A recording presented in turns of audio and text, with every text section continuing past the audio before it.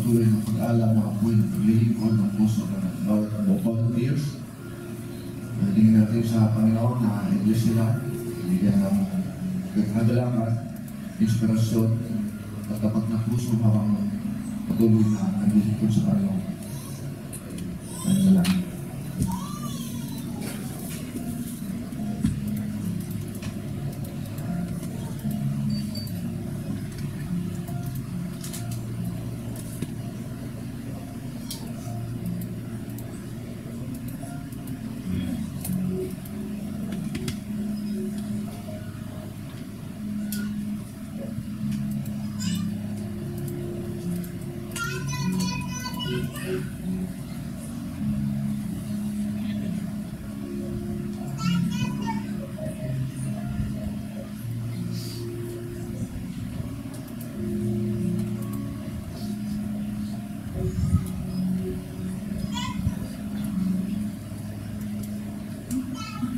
Panginoon namin Diyos, na nakilala at makapangyarihan sa lahat.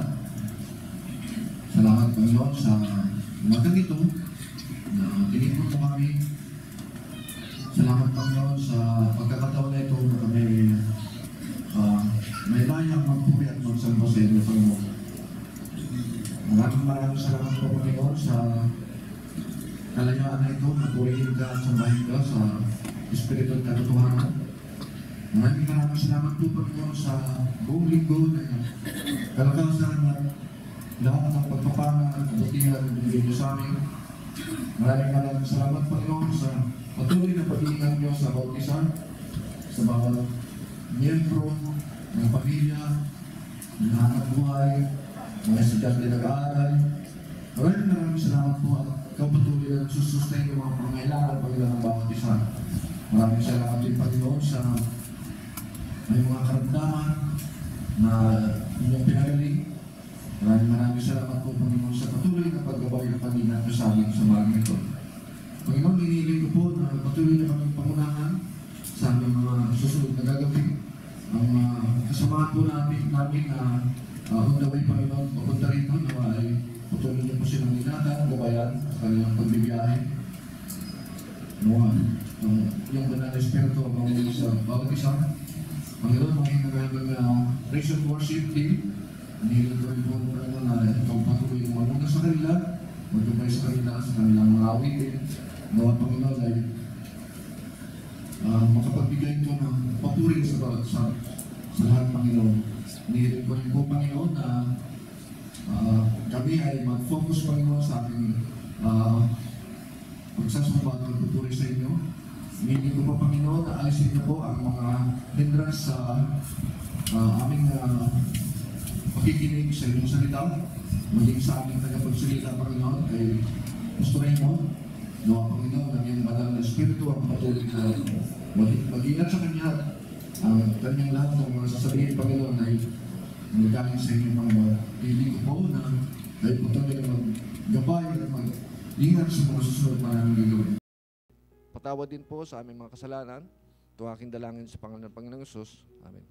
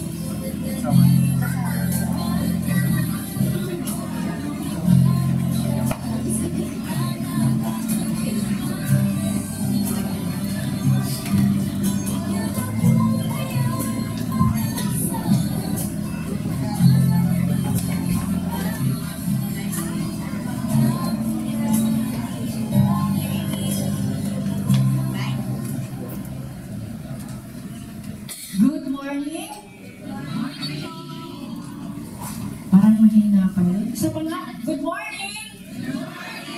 Amen. Tunay nga na napakabuti ng ating Diyos. Sino po yung naka-experience ng ating upper room ng 4 days? Yan. Napakasarap ng pakiramdam, di po ba? Na napakasarap magbabad sa presensya ng ating Panginoon. Kumusta na po kayo lahat? Kumusta na po yung mga nagdaang linggo natin, nagdaang araw natin? Mabuti? Minsan hindi. I'm sure naman na hindi talaga madali, no? Nakakaramdam tayo ng pagod, nakakaramdam tayo ng lungkot, ng hirap. Pero, ngunit, datapwat, sabi nga, di ba? Sa kabila ng lahat, may galak tayong nagpapatuloy sa araw-araw ng ating buhay ng may pasasalamat, may contentment, at may kapayapaan. Pagkat ang ating Panginoon, ang source ng lahat ng mga emotion natin na yun.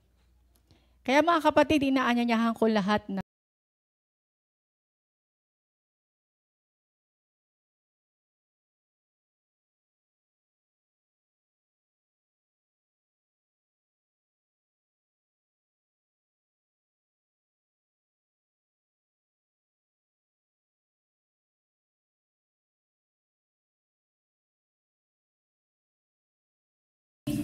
At isigaw ang papuri para sa ating Diyos.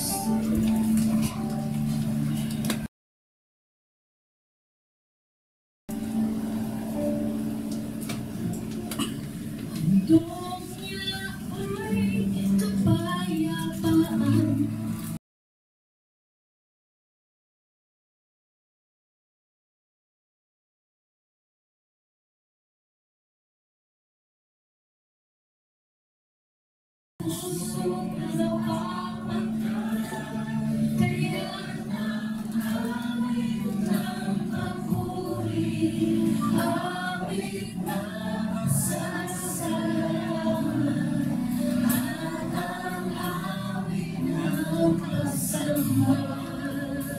Eh, para kanino? Sa kanya.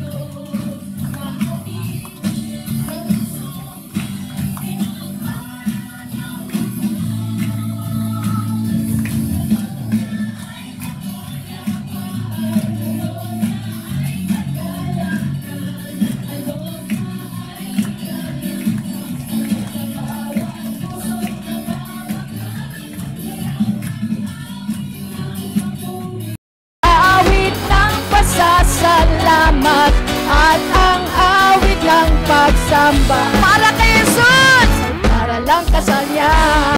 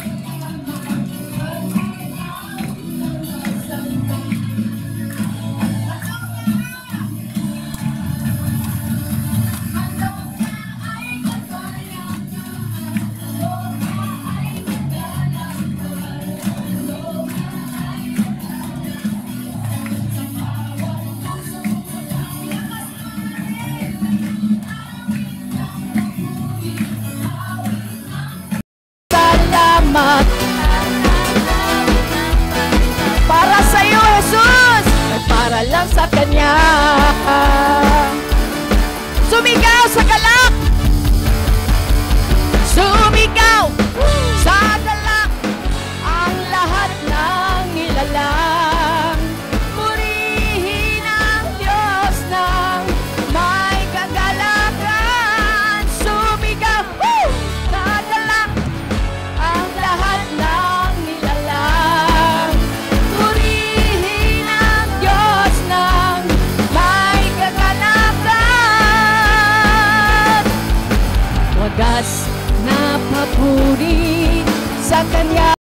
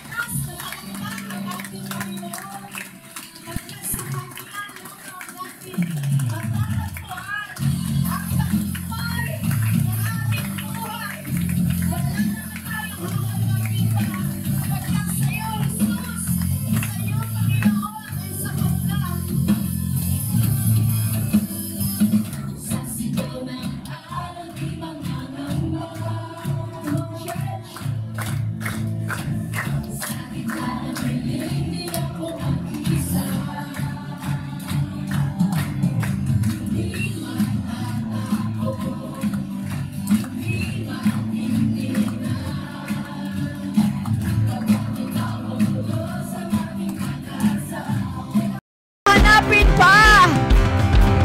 Wala nang hanapin pa. Pagkat, O Diyos, sapat ka na sa buhay namin. Pagkat, O Diyos, Amen. Hallelujah. Pag-ibig mo, kanlungan ko, pangako mo, sandigan ko.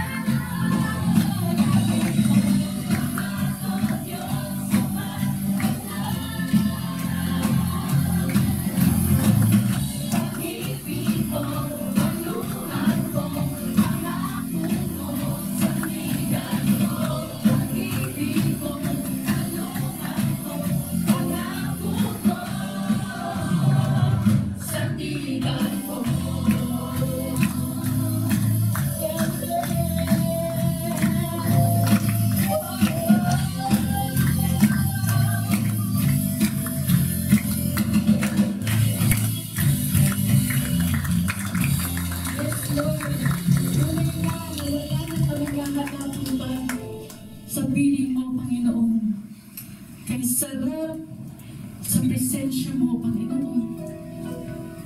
Kay sarap sumamba, Panginoon. O kay sarap kang awitan, Lord.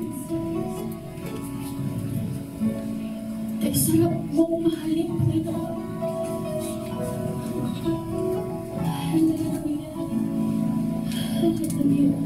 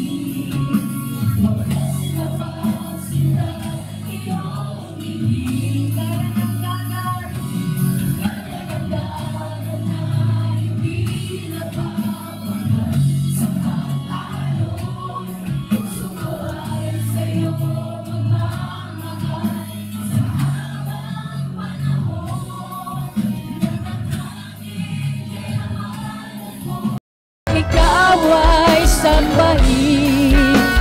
Wagas na pagsinda'y iyong dinggin, kalakip ng awitin.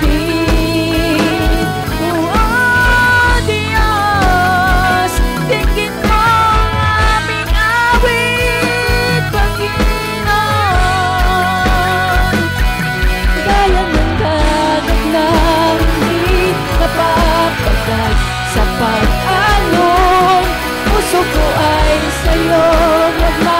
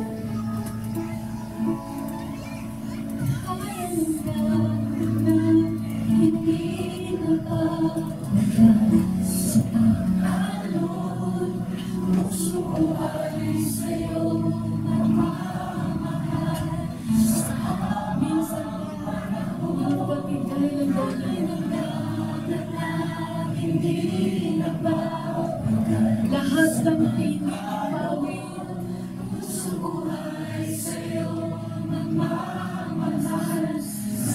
Kaya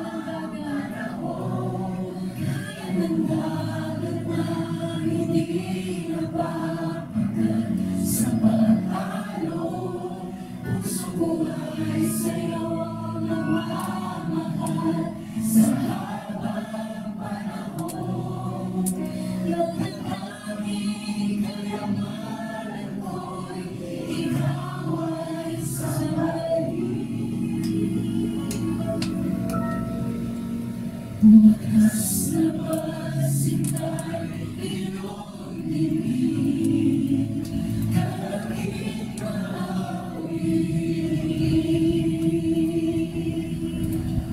Pastor, kalakip ng awitin, ang aming pagmamahal, ang aming pagsamba, ang aming pagpuri sa iyong Panginoon.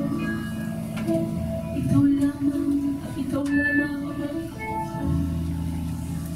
sa hanggang nawala ko ang pagpuri at pagsamba sa mga Jesus. Amen.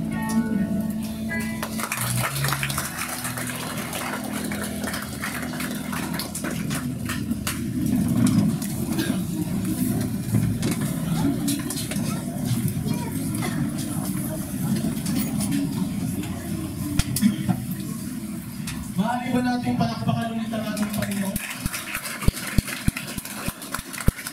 Magandang umaga po sa ating lahat, Impact Church. Morning po. Umpisahan po natin ang ating umaga sa ating announcement and pag-welcome sa ating mga visitors para sa umagang ito. Unang-una po si Angelito Paragos. Tama po ba? Paragas. Okay. Angelito Paragas, welcome po. Kiel Andre Tazinias, Kilian Aison, Ian P. Vasquez, Dennis Fernandez, Steven Kyle Gultiano. Ito yung mga player ni Coach Buddy sa atin pong paparating na ISBL league po natin. Isa pa po pala si Abel Avendaño Jr.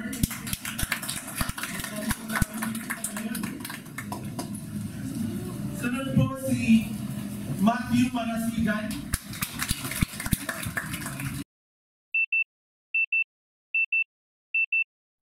Sorry, nag-oblig kami niya. Dennis Fernandez. Ang dami.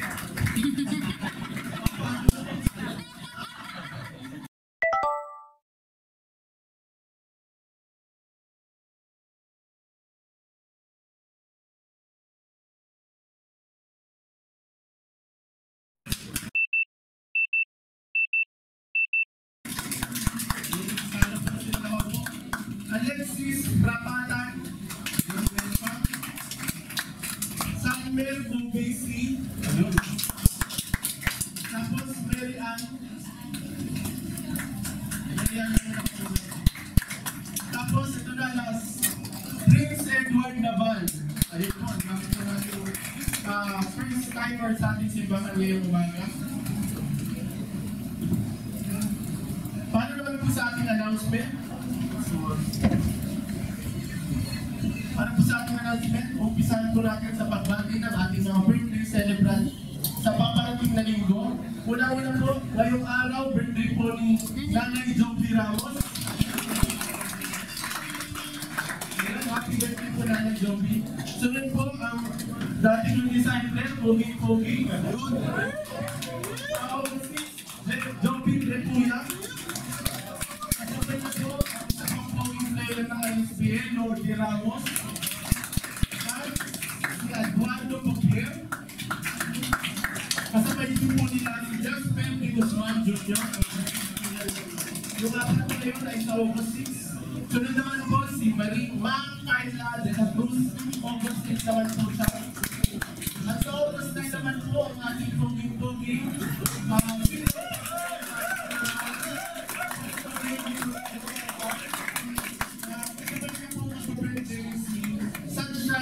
Batangas naman po sa August 19 po. Para naman po sa ating ministry report, nagkaroon po tayo ng campus invention. So yung ating po mga coordinators sa mga schools and volunteers po natin, napunta po sila sa Carlos P. Garcia noong July 29. Kinabukasan naman po, July 30, sa Quirino High School naman po sila nagpunta. Ayun po yung mga pictures. Tapos Thursday naman po, July 31, Sumulong High School naman po. And sa August 1 naman po, noong Friday, Gabon, Magsaysay, Cubao High School naman po. Ayan, busy po ang ating campus ministry sa Rendang Linggo. And sunod naman po, noong Friday, July 30 hanggang August 2, nagkaroon po tayo ng upper room. So 4 nights po itong ginawa dito po sa ating simbahan. Ang sunod naman po ay nagkaroon naman po ng ministry community meeting po kahapon. Nagkaroon po yan dito sa ating simbahan. And para naman po sa ating upcoming events, hindi pa po tayo tapos sa ating campus invasion. Meron pa po tayong isang school na hindi pa natin napupuntahan. Ito po ay magaganap sa August 4 sa Camp General Emilio Aguinaldo High School po. Kung willing po kayong sumama or sumama sa campus invasion na gagawin sa CJAS, lumapit na po kayo kay Pastor Gerard o kaya kay Pastor Rodin po. Sa August 24 naman po, linggo po ito, iniimbitahan po namin lahat ng small group leaders na umattend sa ating small group summit. Ito po ay gaganapin sa pagitan ng dalawang service natin, 1:30 p.m. to 3:30 p.m. naman.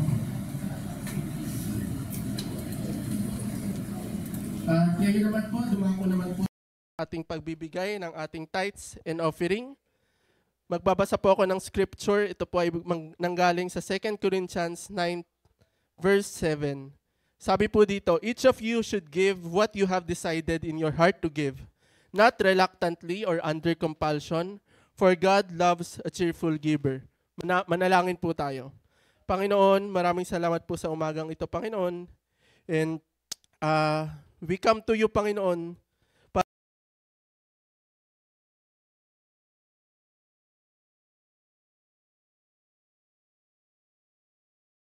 ng tithes and offering is hindi po namin obligasyon. Makita po namin sana ito ng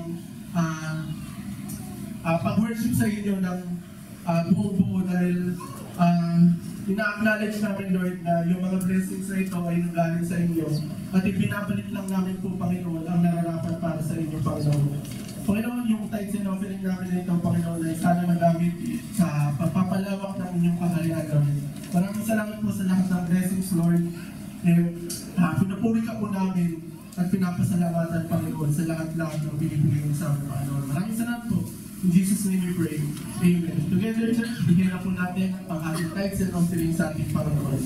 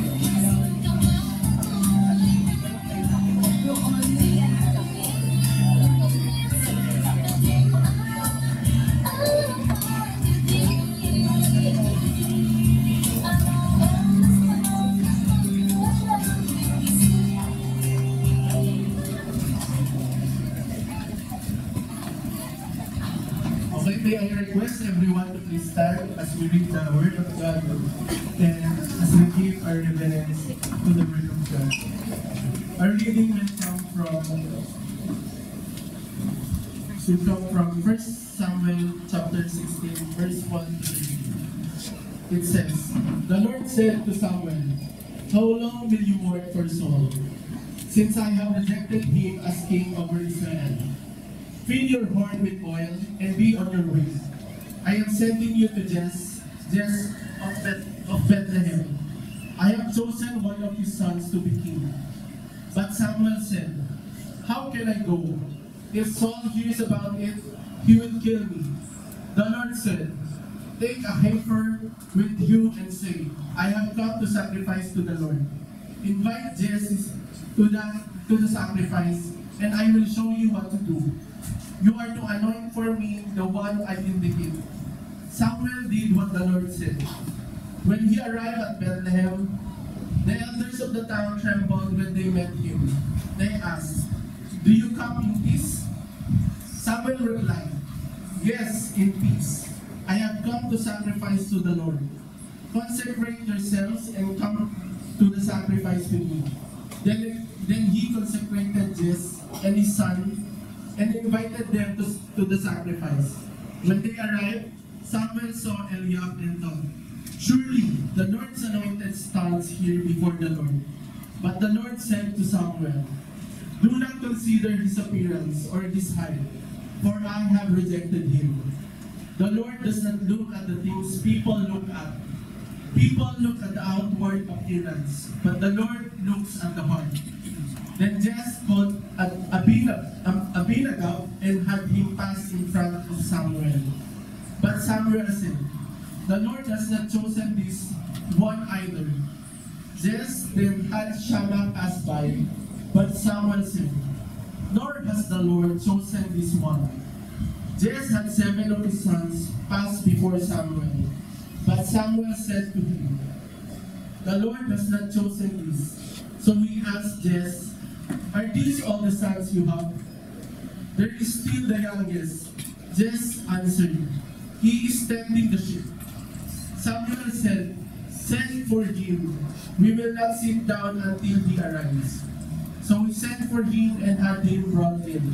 He was glowing with health and had a fine appearance and handsome features. Then the Lord said, rise and anoint him. This is the one. So Samuel took the horn of oil and anointed him in the presence of his brothers. And from that day on, the Spirit of the Lord came powerfully upon David. Samuel then went to Ramah. God bless the reading of the word. You can now be seated.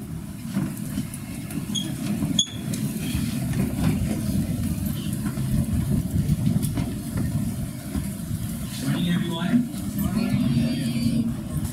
Magandang umaga po.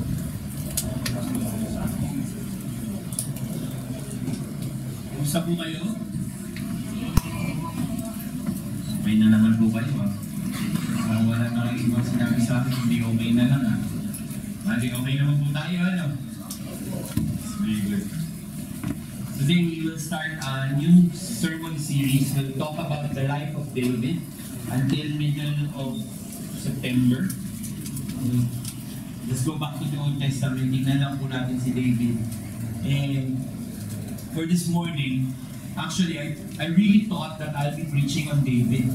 Pero the passage is more of Samuel's obedience to the Lord. And we will see that as we go through it. Before we do that, let's pray. Father, we thank you for today. We thank you for your goodness. Thank you, Lord, for the love that you have given to us. Maraming salamat sa pagpili mo sa amin. Maraming salamat dahil sa dinami-dami ng tao sa buong mundo, sa Metro Manila, sa Quezon City, o kung saan man kami galing pa. Kami ay iyong tinawag, kami ay iyong pinakilala mo ang iyong anak sa amin. Pinakilala mo yung pag-ibig sa bawat isa sa amin. Kaya kami naririto upang sambahin ka, purihin ang iyong dakilang pangalan. Gaya nga po ng aming inawang Panginoon.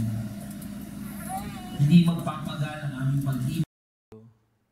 Patuloy po naming pupurihin ang iyong dakilang pangalan. Sapagkat ikaw ay karapat-dapat. O Diyos, sa pagbubukas namin ng iyong banal na aklat, tulungan mo po kaming maintindihan ito. Higit sa lahat, Panginoon, turo mo sa amin kung ano man po yung bagay na gusto mong sundin namin para kami po ay buong pusong sumunod sa iyo. And that in that obedience, Father, we will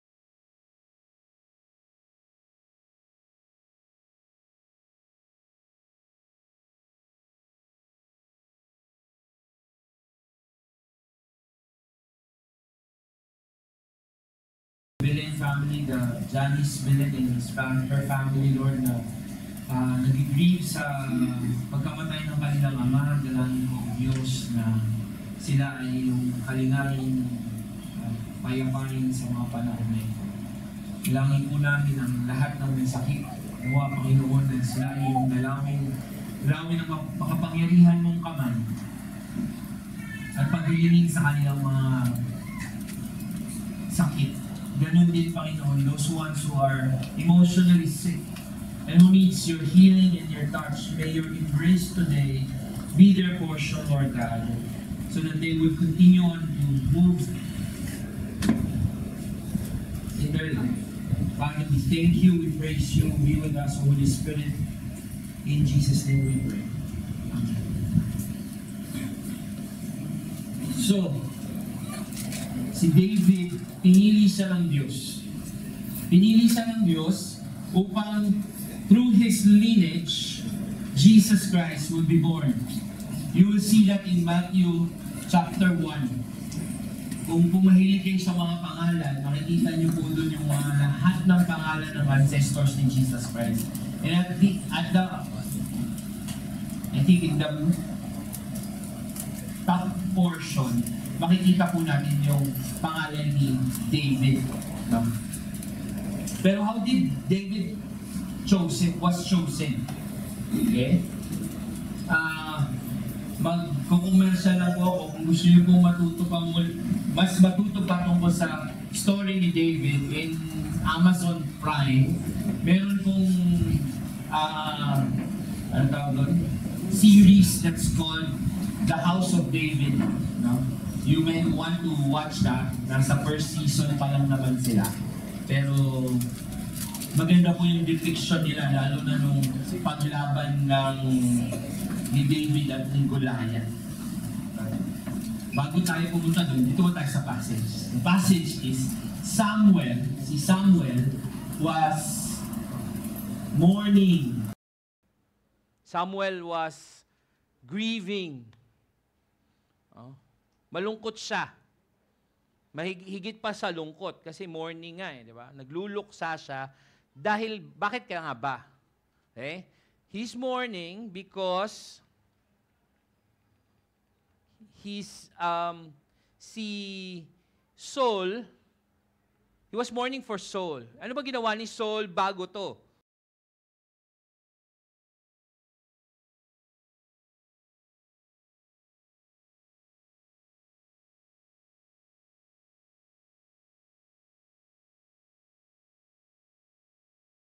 Lahat, pati yung king.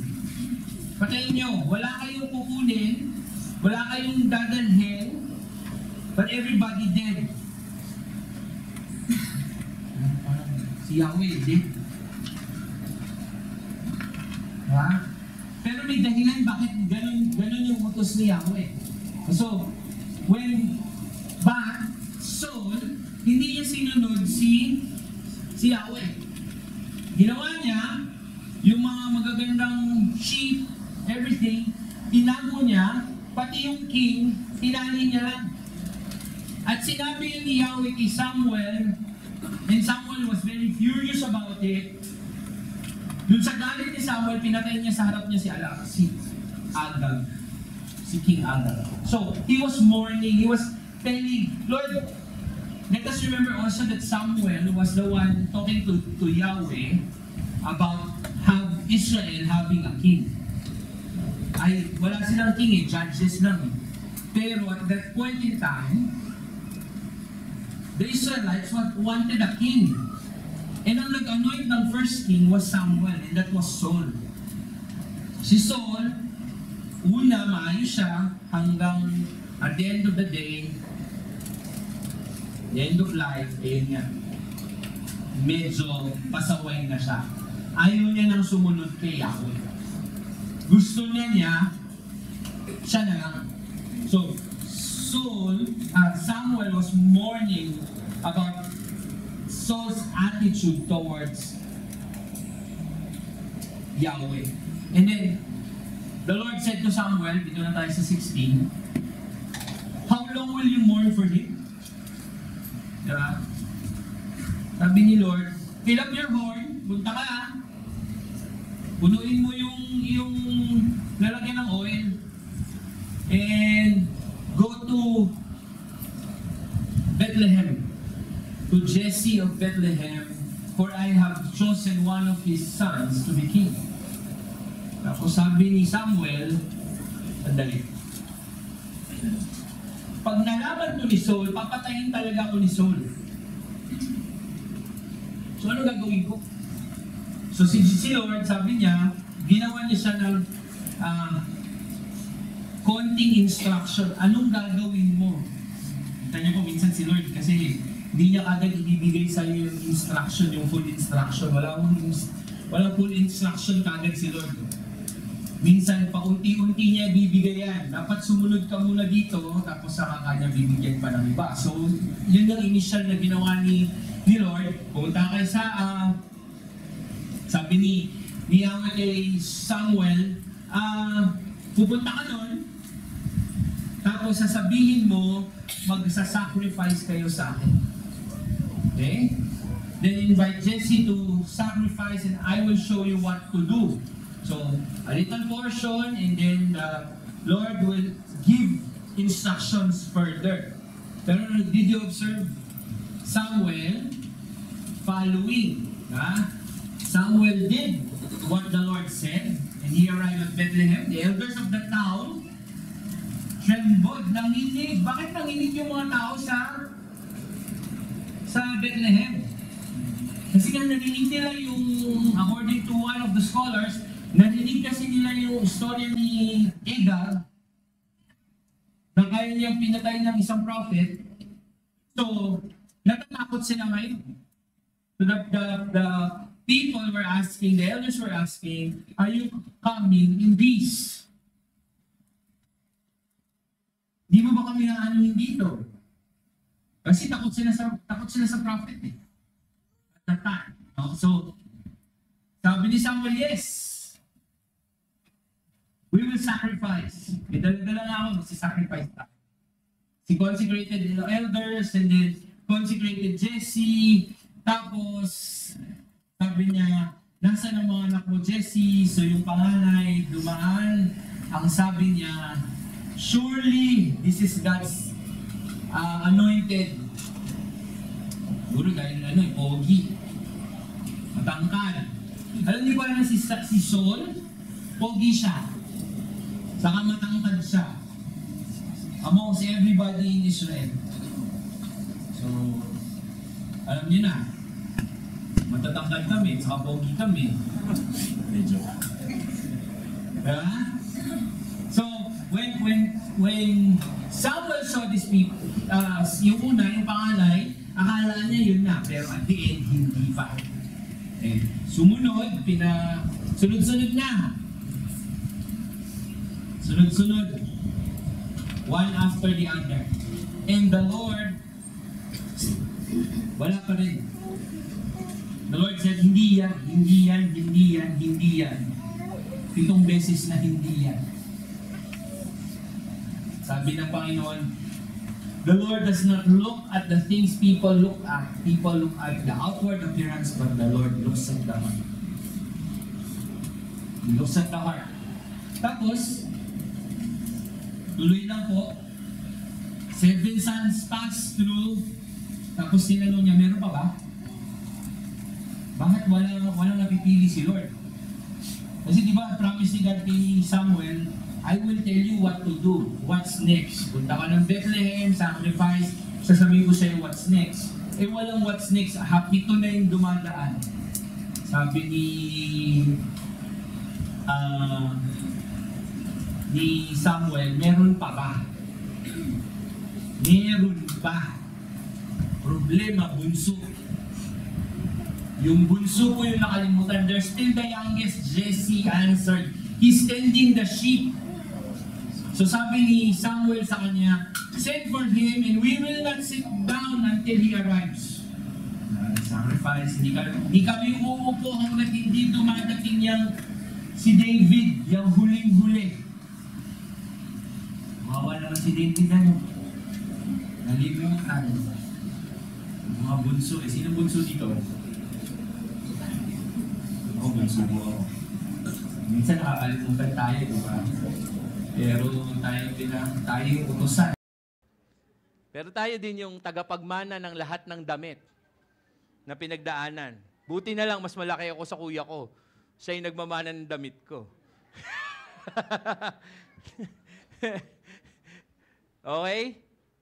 Nung dumating sabi ni, note nyo lang po ito ito sabi ko parang, siguro bakit ganito to? Sabi niya, send for him, we will not sit down until he arrives. Pero nung dumating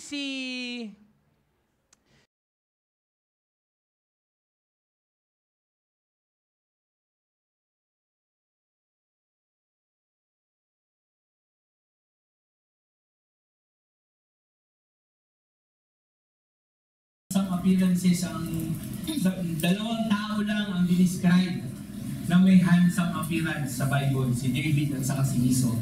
Then, the Lord said, rise and anoint him. Sabi ni Samuel, di ba, hindi kami uupo. Pero sabi ng Panginoon, rise. Baka sobrang tagal, napagod si Samuel. Diba? Kaya umupo muna siya, kaya sinabi ni David, ng Panginoon sa kanya, nung dumadaan si David, rise and anoint, this is the one. Then Samuel took the horn of oil and anointed him in the presence of his brothers. And from that day on, the Spirit of the Lord came powerfully upon David. Then Samuel went back to his hometown. You know, this is the last major thing that Samuel did. Ito po yung isa sa isa sa huling pinagawa ng Panginoon kay Samuel. Okay? To anoint David.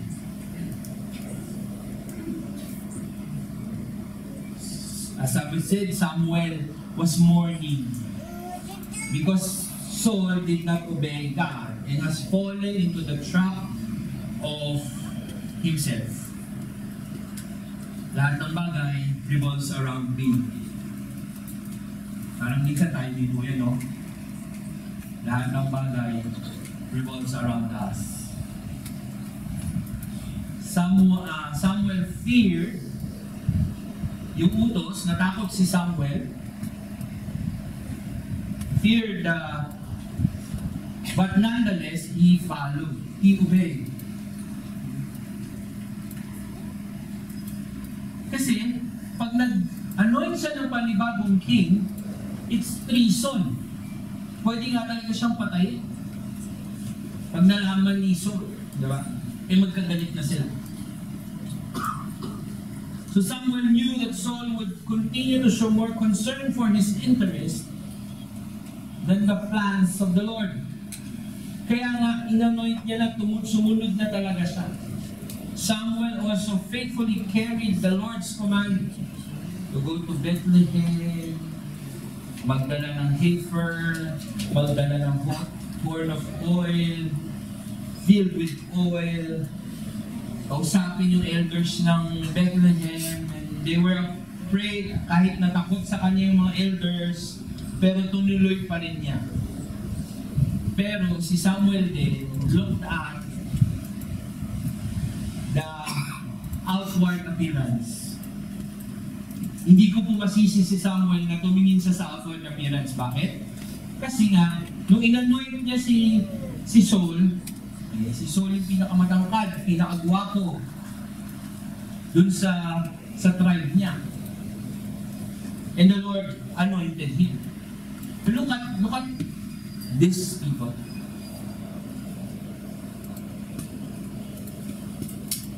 Si Saul started well. He was anointed. He was chosen. He obeyed.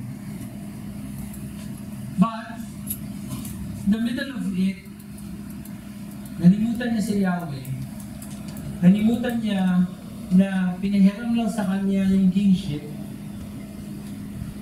Nalasong siya ng pride, nalasong siya ng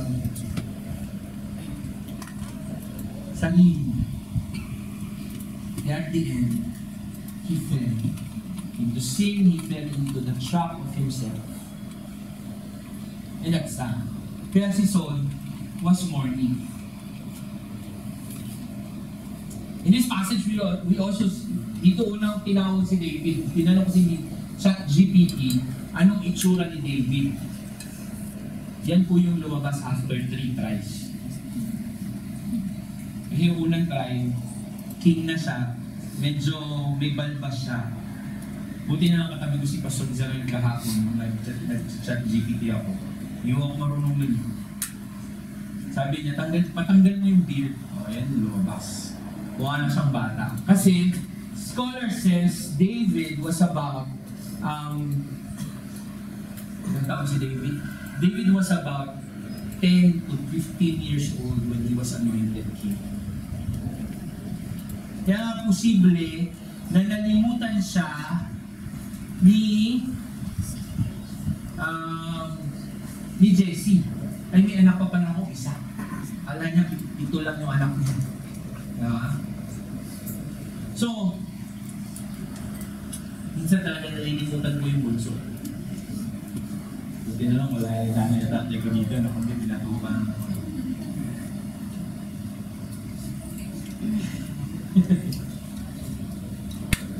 So, pogi talaga si David. Sabi nga ng ibang scholars, baka pula yung hair niya. Rosy cheek siya sa pula pa yung hair. Ganun siya ka-different dun sa mga tao during that time. But let us remember that Yahweh, God, did not look at the outward appearance, but the heart. He looked at the heart of David. And in David's heart, he found something. I don't think that at age 12 to 15, masyadong formed na yung puso ni David that he's the man after God's own heart. I think Yahweh, unlike what happened to Saul, Yahweh chose a younger one so that he can form his heart. So that he can form, kaya niya pong gawin yung puso ni David to be after God's own heart. Ang tagal pa eh. Mga 20 years pa bago naging king si David. After this, he worked in Saul's sa palace dahil napoposes na, na-oppress na ng spirito si Saul, ng evil spirit. So, nandun siya, nag-harp siya. He was singing. And most of the song is written alluded to David. Pero point being is, David has to go through a lot of things. Hinabol nga siya, hinabol siya ni Saul at gusto siyang patayin. Tinamad siya sa ibang babae. Pinatayin niya pa yung asawa ng babae. So many things that David has to have before he became king. So God can shape the heart of David.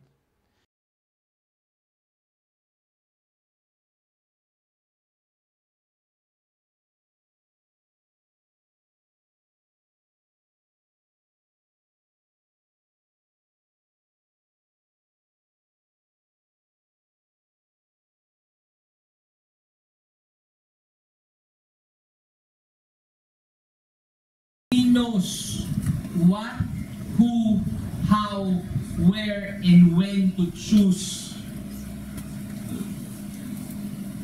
Alam niya kung sino, ano, paano, kailan, at kung saan siya pipili. Na-observe niya din yun? Immediately, natin niya later. Tapos he's always right. Hindi siya nagkakamali sa pagpili. Diba? So, three things more about God. One, God chose David as a substitute to a fallen king.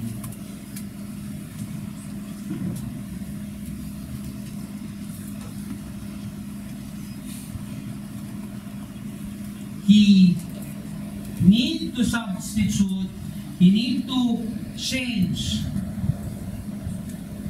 yung appointment ni Saul, kasi nga si Saul did not obey him. And I think it's because he was not able to form Saul. Walang time. Kagad-agad siya na yung king. David was a substitute to this fallen king.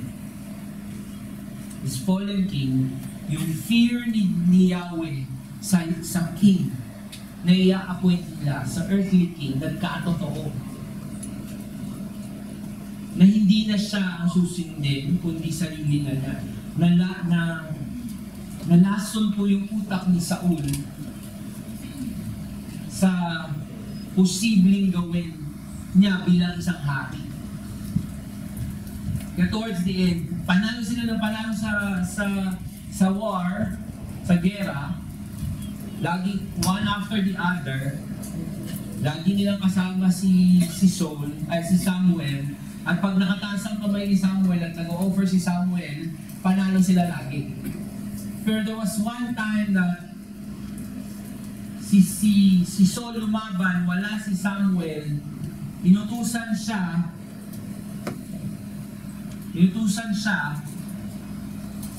clearly, ito yung gawin mo, sabi, pero yun nga, kung ikwento ko sa inyo kanina, hindi niya sinunod lahat. Thus, tinanggal ng Panginoon ang anointing sa kanya at ibinigay kay David. Si David, bata pa, kayang i-mold ang character, ang puso, para sumunod kaya God chose David as a substitute to a fallen king. 2, God enabled David to be a man after God's own heart. Where is that? The Spirit of God was with David powerfully. When Samuel anointed David, the Holy Spirit was upon David powerfully. Diba? And when you have the Spirit powerfully, you can be transformed.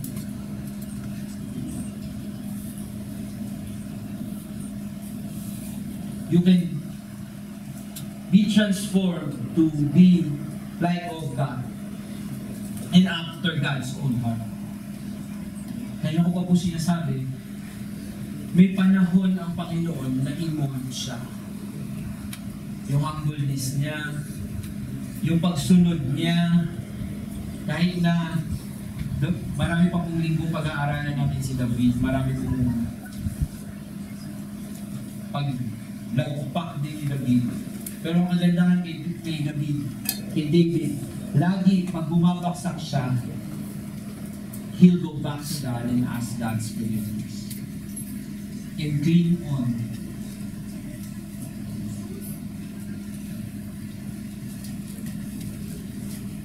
Cling on God as His King. And also, another principle I want us to look into today, very important, is God chose you through King in the line of David. Eventually, the line of David, Jesus will be born. Kanununuan po ni Jesus ang si King David. And through that, through Jesus Christ, we were chosen to follow Him, to obey Him, to receive His grace and power. Sabi sa Luke chapter 1, 32 to 33, he will be great and he will be called the Son of the Most High. The Lord will give to him the throne of his father David. And he will reign over Jacob's descendants forever, and his kingdom will never end. Luke was referring to Jesus Christ, affirming the role of King David in the salvation history of mankind.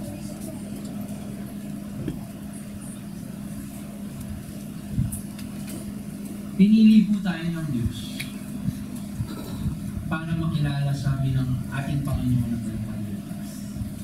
Pinili niyo rin po ang Diyos. Tama po ba? You have that choice to obey Him and choose Him. Kung wala ka pang relasyon sa Panginoon ngayon, maybe this is the time for you to repent and say, I am a sinner. At pipiliin ko si Jesus bilang aking Panginoon. Kasi kung hindi, walang hanggang kamatayan din ang mayroon ka. Pero pag pinili mo si Jesus, walang hanggang buhay ang kapalit. And today, I'm telling you that through the line of King David, and because of the true King of the world, Jesus Christ, we can be saved, and God has chosen each one.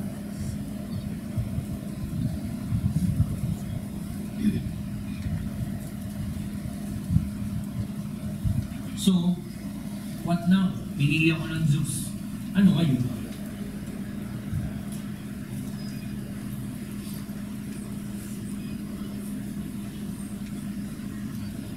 What can I do? What should I do? That's the application points that I want to share to you today. One is to always, daily remember you are God's chosen. You're chosen by God.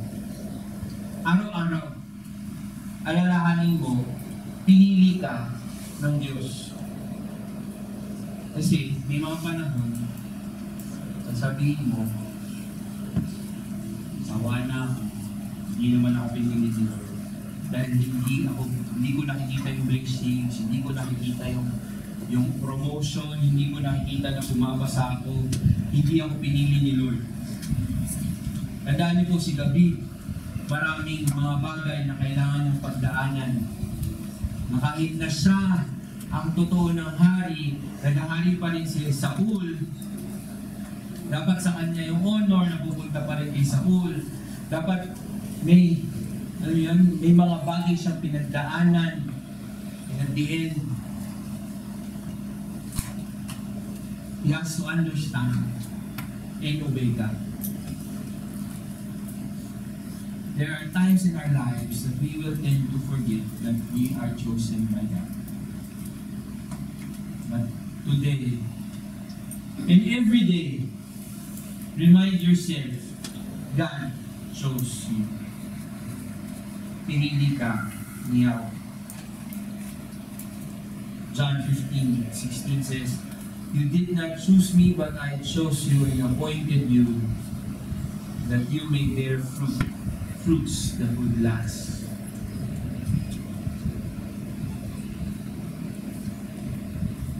God chose you. God chose you to be fruitful.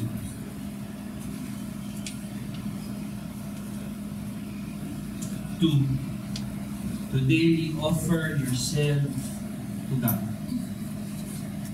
Therefore, I urge you, brothers and sisters, in the view of God's mercy, offer your bodies as a living, holy sacrifice, pleasing before God. This is your true and proper act of worship.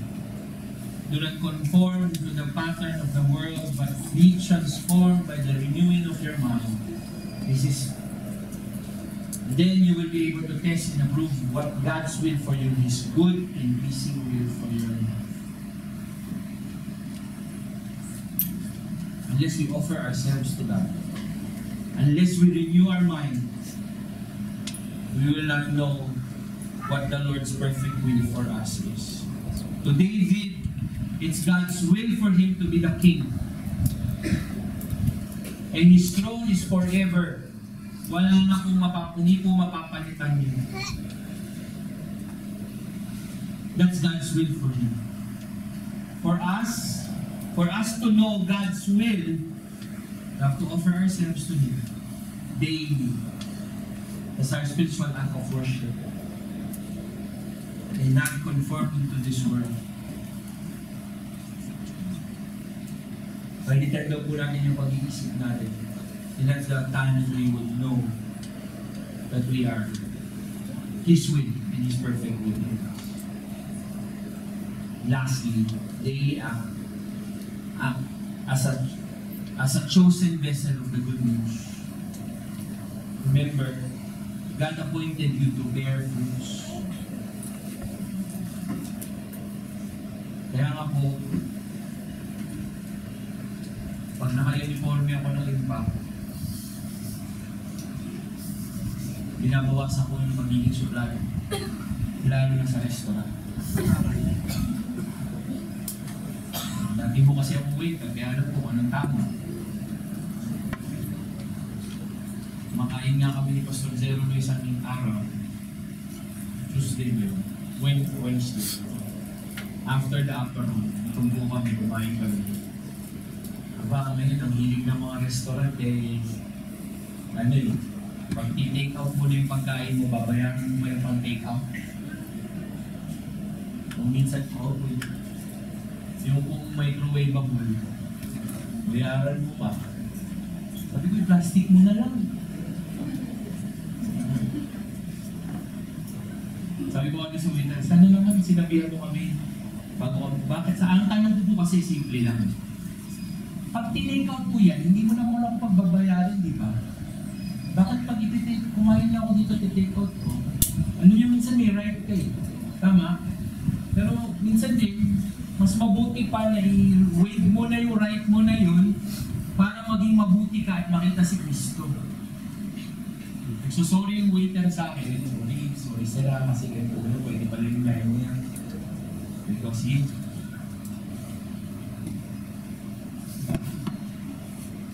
sige, magpakonfess po ako sa inyo na inis talaga ako sa waiter, hindi ko siya pinansin. Hindi po ako nag-inis. Kung may service charge na, okay na yun. Pag upo ko po sa sasakyan, ang sabi ko, sandali, hindi ata ako naging Christian.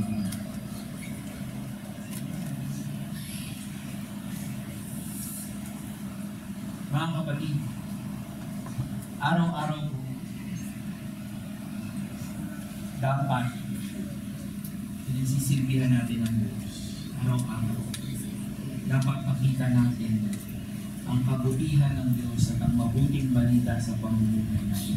Kahit na minsan inis na tayo sa video ng balitin ng natin, ng kapitbahay natin. O kitang-kita natin yung umutang sa atin, bumili ng bagong TV, nalimutan ang utang. Amen. Kahit asal na asal ka lang, hindi ka pa rin. The Lord bless you. Kasi, bakit? Pinili tayo ng Diyos. Pinili po tayo ng Diyos upang tayo po ay magsalita, mamuhay, ipamuhay ang mabuting balita.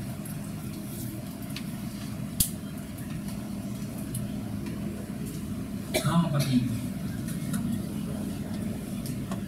there's so many things in this world. Temptations, trials, problems. Today, I want to remind you of the good thing that God chose. He chose to love you. Bago mo pa siya piliin, bago mo pa siya mahalin, minahal ka na ng Diyos. Amen. Sabihin mo sa katabi mo, mahal ka niya.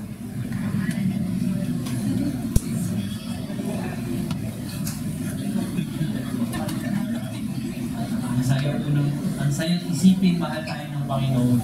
Amen? Amen.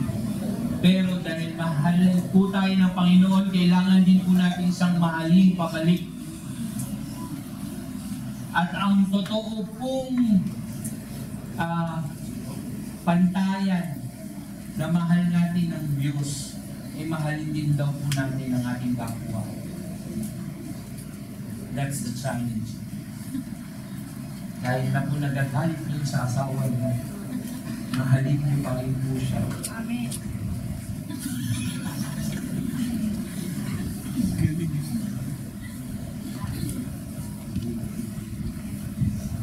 And I pray that we will daily offer our lives in view of God's mercy, in view of God's choosing us. We offer our lives to Him, holy, pleasing before Him.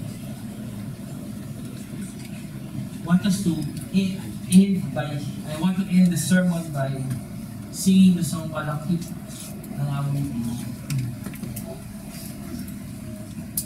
As our prayer, panalangin po natin na hindi tayo magpapagal sa pag-ibig natin sa Panginoon. Ano mang mangyari, ano mang suliranin, ano mang pagsubok, ano mang kaharapin, tandaan niyo, pinili kayo ng Diyos. Sa gitna po nito, yung pangako din natin sa Panginoon na hindi tayo magpapagal. Hindi tayo mapapagod na piliin siya, hindi tayo mapapagod na mahalin siya, hindi tayo mapapagod na pagsilbihan siya. While sitting, just sing this song to the Lord and take this time to reflect. Prepare your hearts for the Lord's Supper.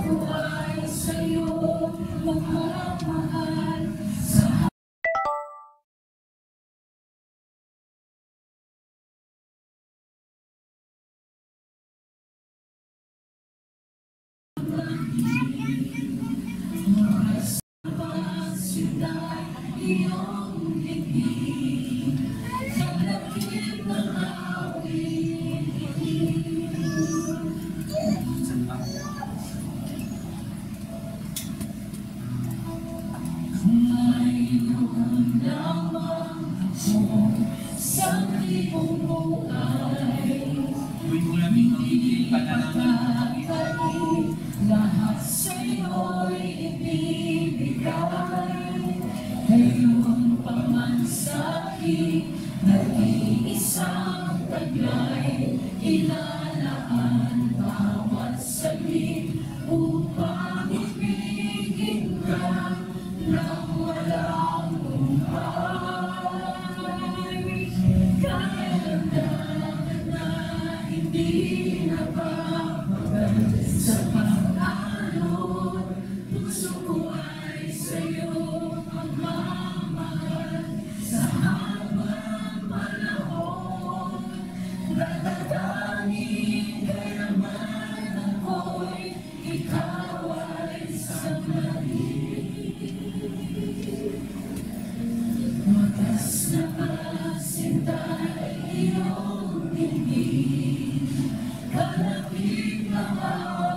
We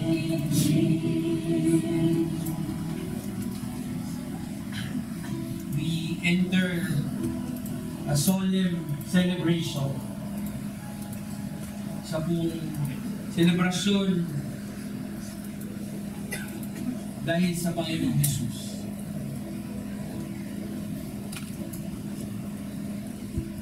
Naanyayahan po lahat ng naniniwala sa Panginoon bilang Panginoong Jesus bilang kanyang Panginoon at tagapagligtas to join us in this celebration.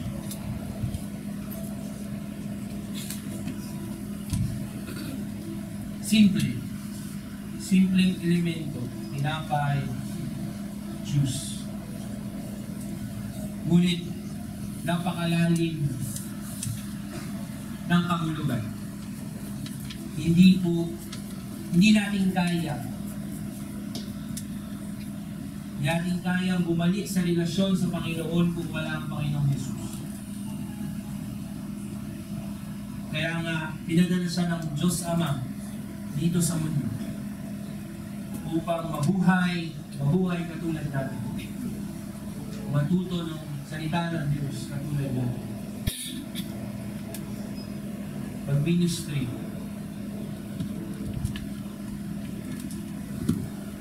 Akusahan ng mali, mamatay sa krus ng Kalbaryo, pang kanyang dugo dumana, once and for all. Isang beses para sa lahat. Mula pang una hanggang sa mga susunod pang salin-lain.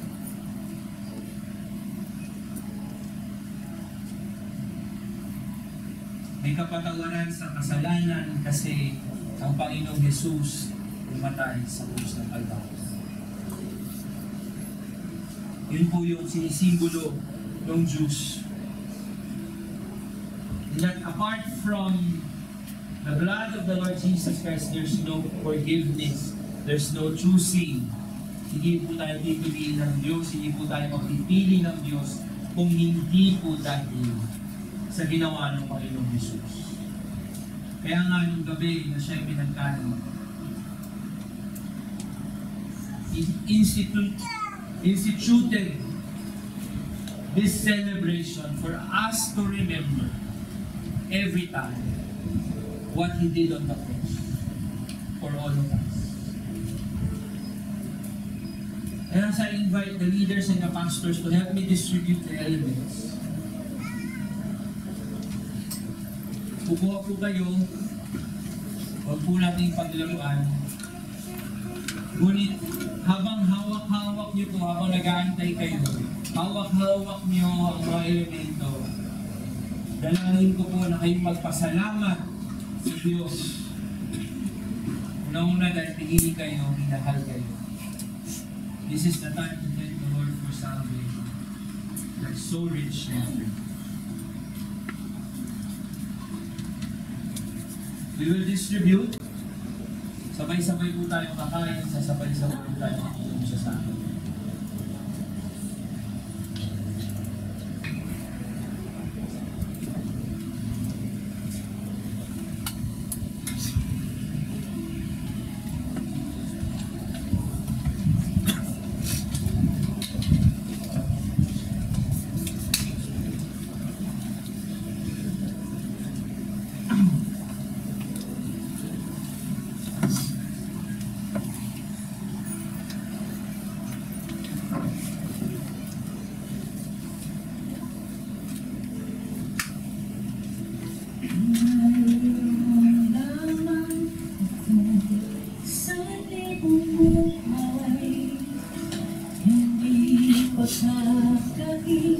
Lahat sa'yo'y ibibigay, iyong pamasakin, mag-iisang taglay, ilalaan bawat saglit upang ibigin ka nang walang hukay. Mayroon lamang ako sa iyong buhay, hindi pagkakait, lahat sa'yo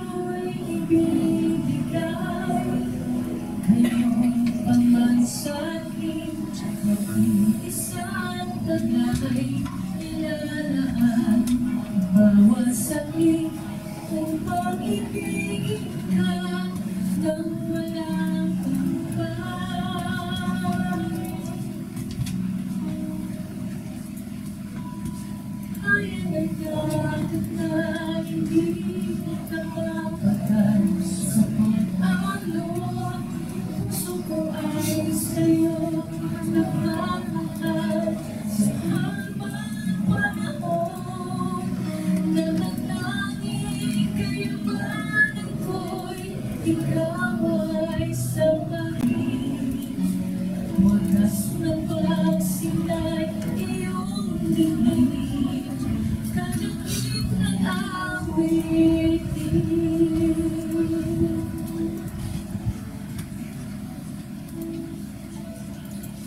Kung mayroon lamang ako sa libong buhay, hindi pagkakait, lahat sa'yo'y ibigay. Ngayon paman sa'kin, nag-iisang taglay ilalaan bawat sakit upang ibigin ka ng walang humpay. Kaya ng dagat na hindi napapahal sa pag-alon. Puso ko ay sa'yo magmamahal sa habang panahon. Natatanging kayamanan ko'y ikaw ay sabahin. Wagas na pagsila'y iyong bibig, kaya ng dagat na hindi napapagad sa pag-alon. Puso ko ay sa'yo magmamahal sa habang panahon. Natatanging kayamanan ko'y ikaw ay sabahin. Wagas na pagsila'y iyong bibig, kalakip ng awitin.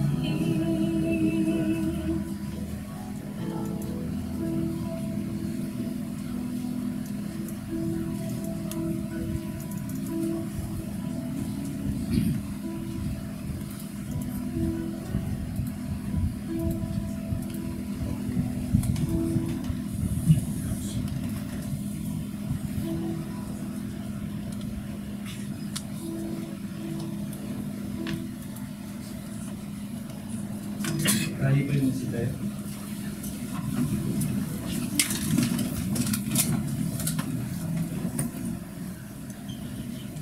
Let us pray. Lord, maraming salamat sa Panginoong Jesus na piniling magkatawang tao, nahirapan, mabayubay sa krus ng Kalbaryo, lumalang ang maraming salamat sa kanyang pagsunod sa iyo. Maraming salamat dahil siya ang dahilan bakit kami meron buhay na walang hanggan. Siya ang dahilan so that we could spend eternity with you. On the night the Lord Jesus Christ was betrayed, He took the bread, He broke it, He said, "This is my body broken for you. Do this in remembrance of me." Let's remember the Lord Jesus Christ together.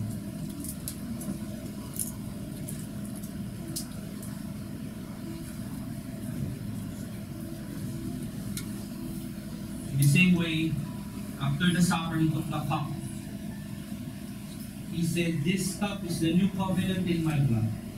Do this whenever you drink it in remembrance of me." Let's remember the Lord Jesus Christ today.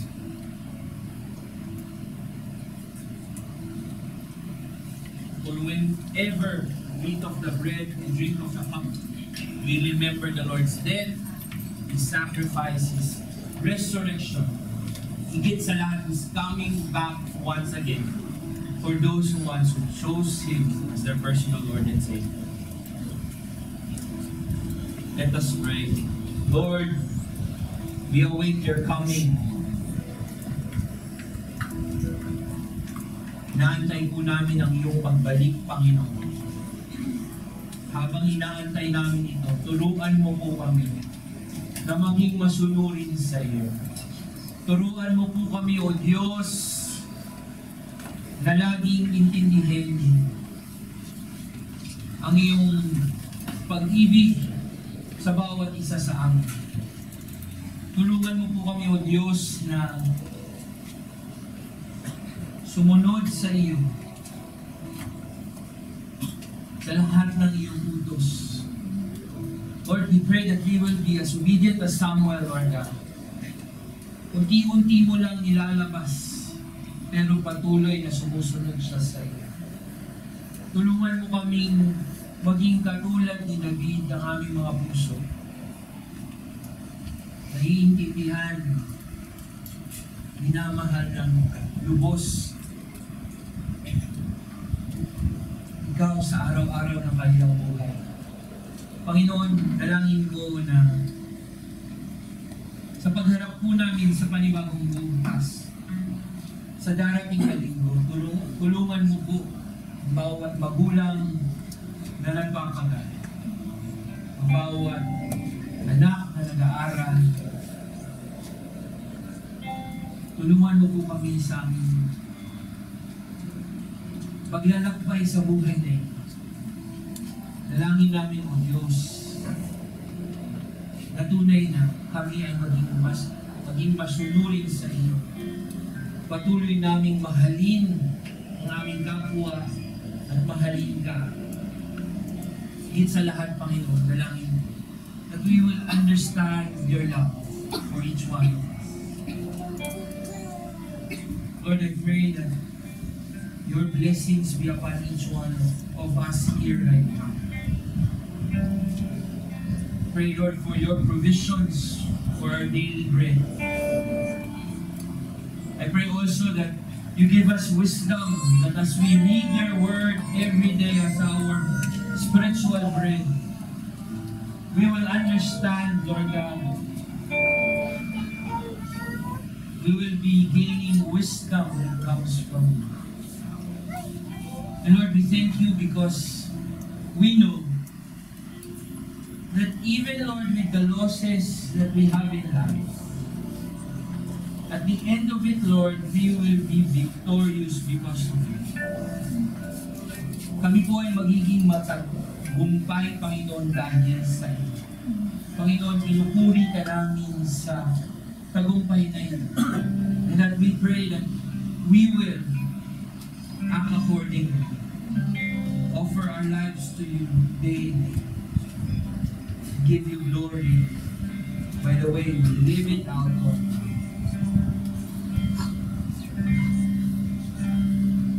Now to Him who is able to do immeasurably more than what we could ask or think, according to the power that is worked within us. To Him be the glory in the church and in Christ Jesus